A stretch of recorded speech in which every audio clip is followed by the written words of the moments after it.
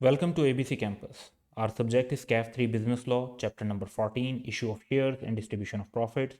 8th video on the topic Commencement of Business from ICAF Study Text 2020, and I am your facilitator, Kashif Adil. So third section है जी chapter का commencement of business पे, और इसके अंदर हम commencement of business, उसके consequences of non compliance, जो commencement of business की रिक्वायरमेंट हैं, अगर उनको फॉलो नहीं किया जाता, उनकी नॉन कंप्लायंस होती है, तो फिर क्या कंसिक्वेंसेज होंगे, और प्रॉस्पेक्टस और statement in lieu of prospectus के डिफरेंस को अंडरस्टैंड करेंगे कि कौन से इन दोनों डॉक्यूमेंट्स में फ़र्क क्या होता है और कब कौन सा डॉक्यूमेंट हमें अंडर द लॉ रिक्वायर्ड होता है कि हमने वो सबमिट करवाना है या पब्लिश करना है। तो इन तीनों पॉइंट्स को हम इस वीडियो के अंदर डिस्कस कर रहे होंगे। तो एक कॉन्सेप्ट जो कमेंसमेंट ऑफ बिजनेस को समझने के लिए ज़रूरी है, वो कॉन्सेप्ट है मिनिमम सब्सक्रिप्शन। अब मिनिमम सब्सक्रिप्शन होती क्या है, लॉ में जो इसको डिफ़ाइन किया गया है वो थोड़ा सा डिफरेंट स्टाइल में डिफ़ाइन किया गया है, लेकिन इसका जो कह लें कि कॉन्सेप्ट समझने की ज़रूरत है, वो इस एग्जाम्पल से बेहतर समझ में आएगा। तो पहले एग्जाम्पल्स को हम पढ़ते हैं और फिर लॉ की रिक्वायरमेंट पढ़ते हैं। The minimum amount which is required to commence the business. For example, company would need a building, machinery, equipment, working capital budget for starting the business, and without sufficient funds for all this, company is not able to commence its business.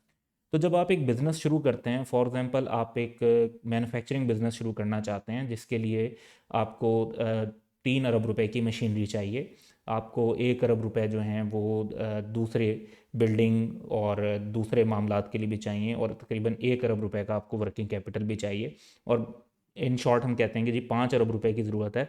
5 अरब से अगर कम पैसे हुए तो फिर उससे ये वाला business शुरू नहीं किया जा सकेगा, क्योंकि आप जो स्पेशलाइज्ड मैन्युफैक्चरिंग करना चाहते हैं वो 5 अरब से कम के बजट में नहीं शुरू हो सकती। ये उसकी मिनिमम अमाउंट है कि इतने कम से कम इतने पैसे होंगे तो फिर एक कंपनी बिजनेस शुरू कर सकेगी।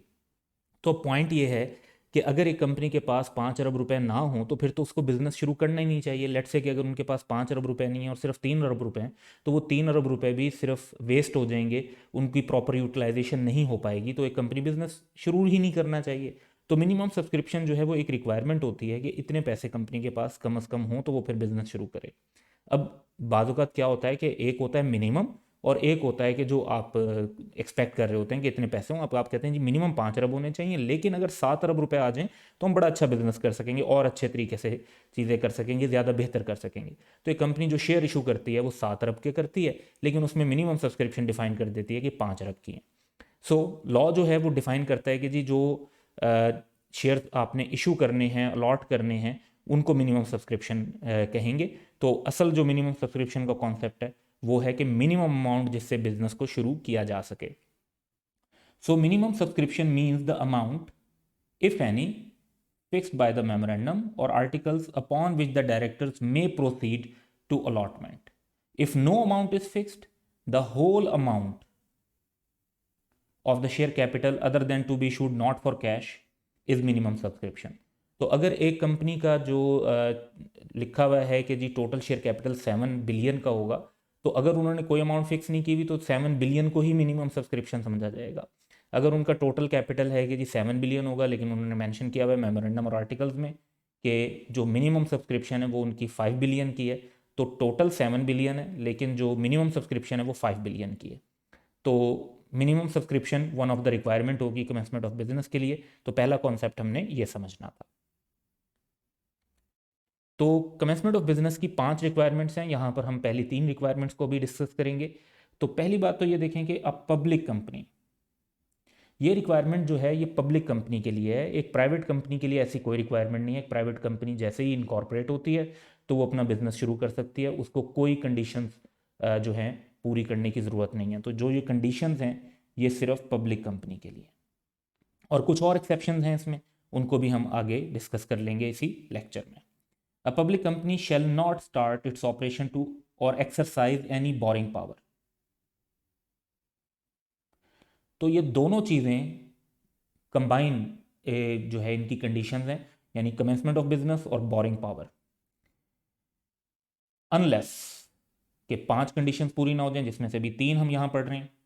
Shares for cash have been allotted to the amount not less than the minimum subscription. तो पहली रिक्वायरमेंट तो यही है कि जी मिनिमम सब्सक्रिप्शन जितना कैश कंपनी के पास आ चुका हो उसके शेयर्स जो हैं वो अलॉट हो चुके हों। Number 2, every director of the company has paid to the company full amount on each of the shares taken or contracted to be taken by him and for which he is liable to pay in cash। तो पहली requirement ये थी कि जी minimum subscription जैसे जितने पैसे आ गए हों ताकि एक कंपनी प्रॉपर बिजनेस शुरू कर सके। दूसरी रिक्वायरमेंट ये है कि डायरेक्टर, हर डायरेक्टर जो है उसने जितने कैश में शेयर्स लेने थे उसके लिए उसने वो कैश पे कर दिया हो, जितने का उसने कॉन्ट्रैक्ट किया था या जितने उसने शेयर्स लिए थे उसके लिए अगेंस्ट जो कैश बनता था वो पे कर चुका हो। क्योंकि अगर खुद अभी तक डायरेक्टर्स ने कैश पे नहीं किया तो फिर जो है बिजनेस शुरू करना एक इनअप्रोप्रिएट सी सिचुएशन होगी कि जो लोग कंपनी को चलाने वाले उन्होंने खुद उसके अंदर अपना कैश अभी इनकॉर्पोरेट नहीं किया तो उन्हें भी कैश दे देना चाहिए।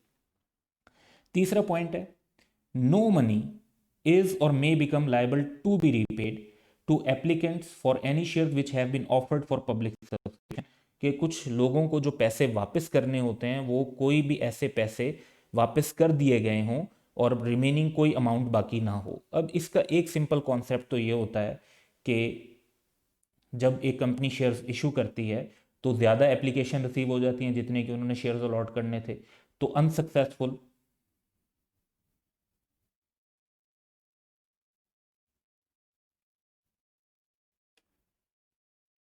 एप्लीकेंट्स को कंपनी पैसे वापस कर देगी।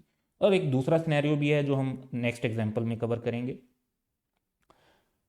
When ever a company issues shares or debentures यानी securities to the general public, it is required to get those shares or debentures listed on and stock exchange before allotment of shares. तो shares की allotment से पहले जब आप prospectus के under general public को share offer करते हैं तो उन्हें स्टॉक एक्सचेंज पे लिस्टेड भी करवाना होता है। तो प्रोसीजर जो है उसका क्या है वो देखते हैं।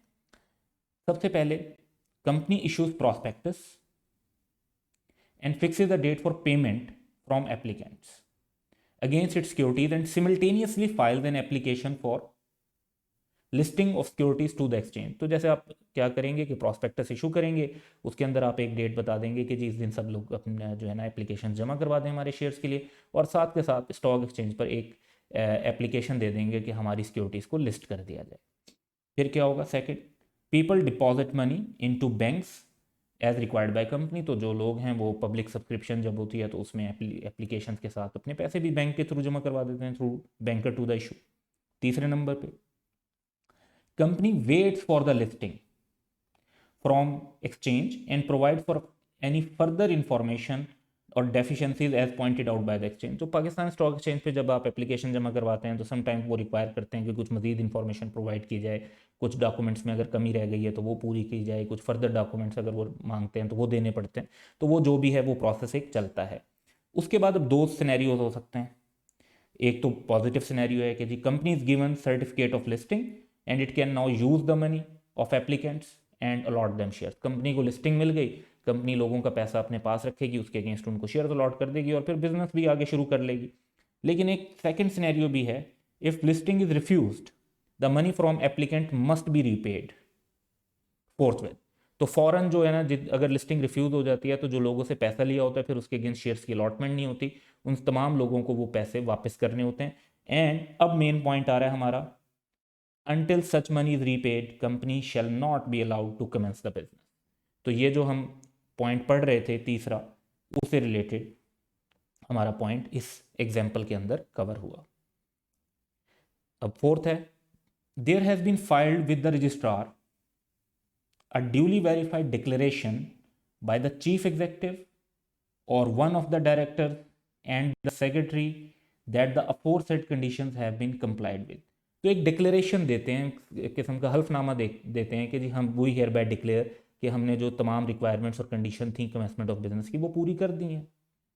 फिर है E point, in case of company which has not issued a prospectus inviting the public to subscribe for its share.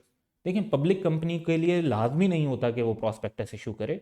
तो प्रॉस्पेक्टस इशू तब की जाती है जब जनरल पब्लिक को ऑफर करनी हो। अगर वो जनरल पब्लिक को अभी ऑफर नहीं करना चाहते तो फिर उन्हें एक और स्टेप फॉलो करना होता है, और वो होता है, there has been filed with the registrar a statement in lieu of prospect.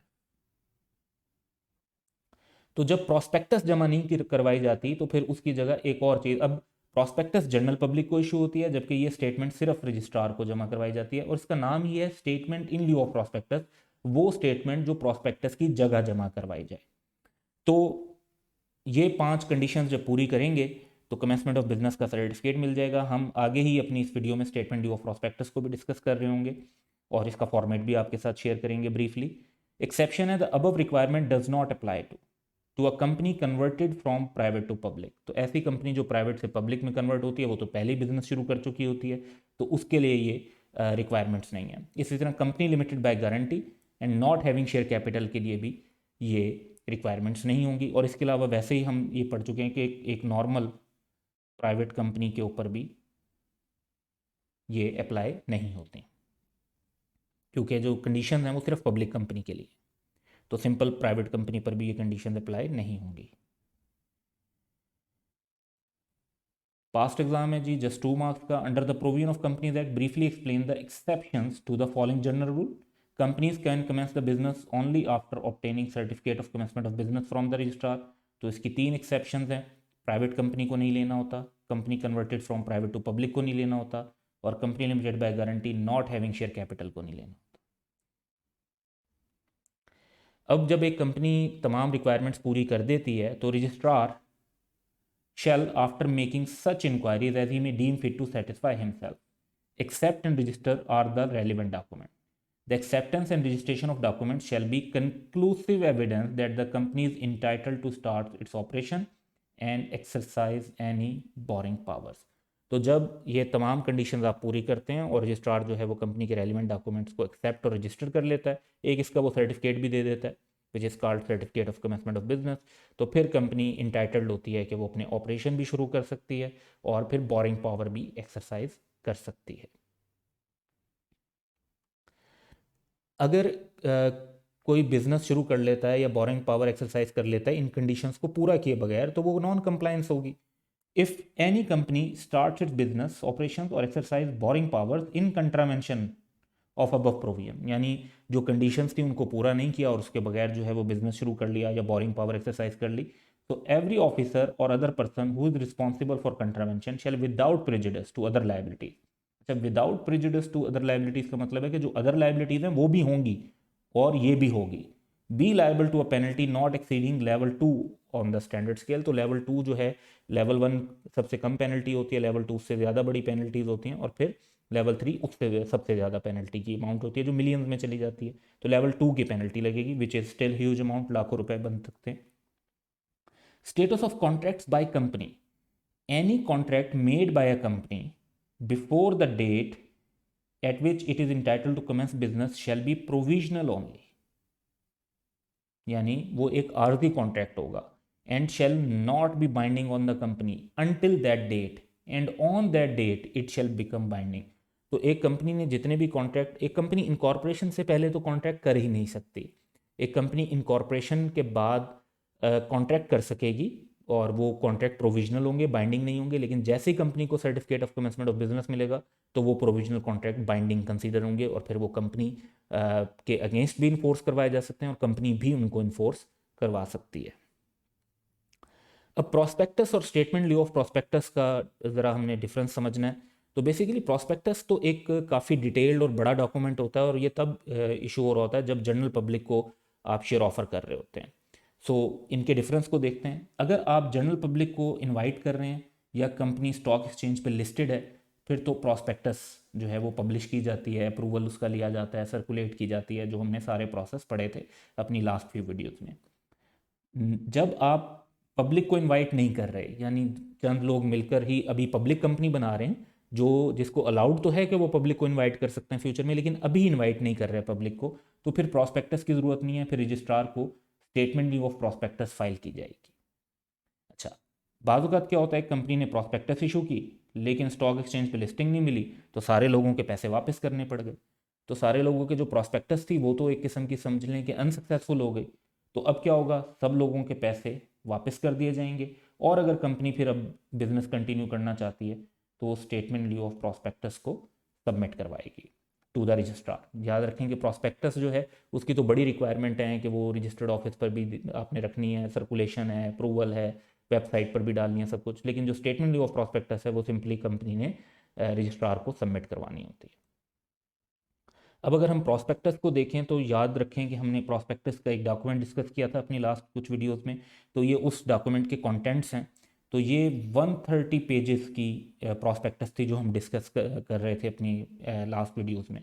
और रूटीन है कि प्रॉस्पेक्टस जो है वो 100-150 पेजेस का एक डॉक्यूमेंट होता है, जिसके अंदर बहुत सारे चीज़ें हैं, अप्रूवल वगैरह हैं, हिस्ट्री प्रॉस्पेक्ट हैं, share capital, valuation, risk factor, financial information, miscellaneous information, material contract, signatories, memorandum और फॉर्म वगैरह। इसके मुकाबले में अगर आप स्टेटमेंट व्यू ऑफ प्रॉस्पेक्टस देखें तो ये तो प्रॉस्पेक्टस है, स्टेटमेंट व्यू ऑफ प्रॉस्पेक्टस देखें तो उसका जो फॉर्म है उसमें टोटल 25 रिक्वायरमेंट्स होती हैं और ये 8 से 10 पेजेस का एक डॉक्यूमेंट होता है। तो यहाँ पर अगर आप ये देखें तो 10 इंफॉर्मेशन तो ये एक पेज पर ही आ रही है, जिसमें कंपनी की कॉन्टैक्ट इन्फॉर्मेशन है, शेयर कैपिटल की इन्फॉर्मेशन है, बिजनेस क्या है, फ्यूचर प्रॉस्पेक्ट क्या है, और इस तरह की टोटल होके ये 8 to 10 पेजेस का डॉक्यूमेंट होता है which is statement in lieu of prospectus. तो ये फॉर्मेट जो है ये कंपनीज एक्ट के अंदर ही इसका फॉर्मेट गिवन है, सेकंड शेड्यूल के अंदर, और उसी के मुताबिक इसको बनाया जाता है। तो ये 8 to 10 पेजेस का टिपिकली डॉक्यूमेंट बन जाता है जो रजिस्ट्रार के पास सबमिट करवाया जाता है। That's all for today, have a good day.